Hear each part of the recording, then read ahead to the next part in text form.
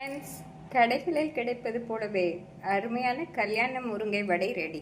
Friends, நாம் இந்த முள் முருங்கை இலை வைத்து செய்யும் வடை மிக டேஸ்டியாக இருக்கும்.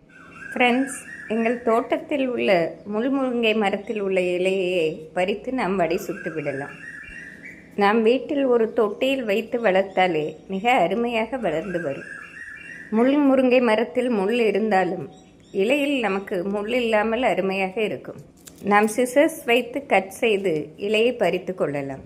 இந்த முள் முருங்கை இலையை கல்யாண முருங்கை இலை என்றும் கூறுவார்கள்.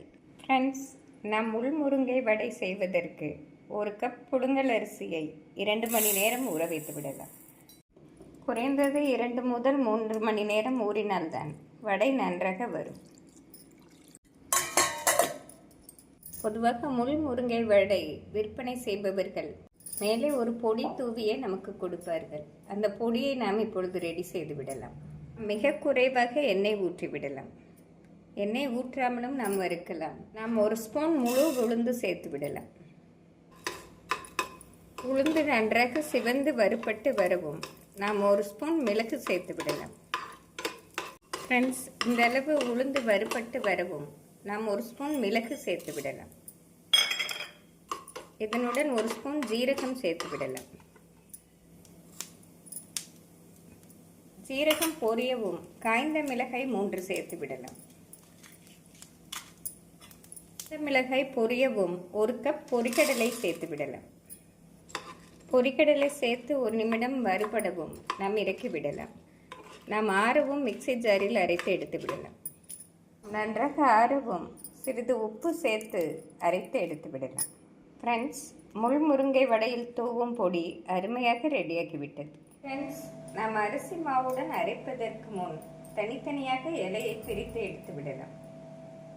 நாம் இப்படி இலையை எடுத்து நன்றாக சுத்தம் செய்து விடலாம்.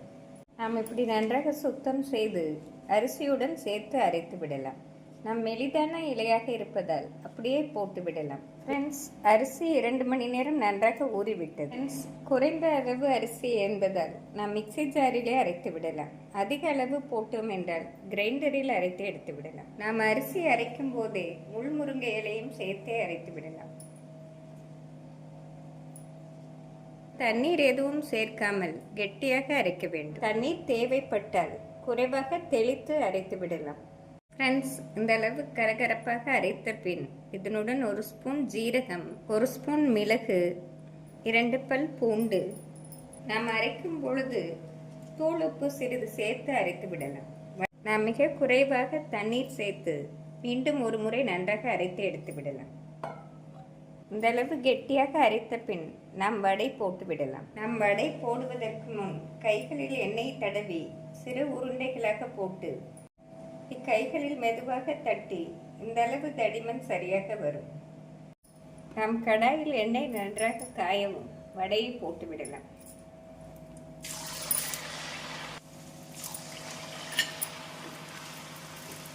இந்த அளவு எலும்பி வரவும் நாம் எடுத்து விடலாம். பார்ப்பதற்கு பூரி போலவே அருமையாக இருக்கும்.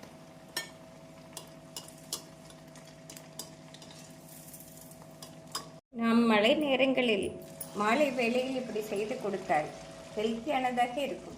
பொதுவாக குழந்தைகளுக்கு ஜலதோஷம் நேரம் இந்த முள் முருங்கை வடை செய்து கொடுத்தால் மிக அருமையாக இருக்கும்.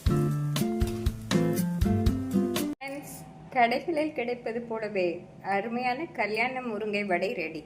நாம் சர்வ் செய்து விடலாம். ஃப்ரெண்ட்ஸ், நாம் செய்த இந்த காரப்பொடியை மேலே தூவி சர்வ் செய்து விடலாம். இந்த டேஸ்டியான முள் முருங்கை வடையுடன் இந்த பொடியை தூவி கொடுத்தோம் என்றால் மிக அருமையாக இருக்கும்.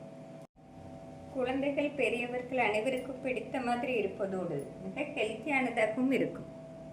நாம் கடைகளில் கொடுப்பது போலவே மேலே பொடி தூவி கொடுத்தால் மிக டேஸ்டியாக இருக்கும். ஃப்ரெண்ட்ஸ், இந்த மிக ஆரோக்கியமான முள் முருங்கை வடையை செய்து பார்த்து எப்படி இருக்கிறது என்று கூறுங்கள்.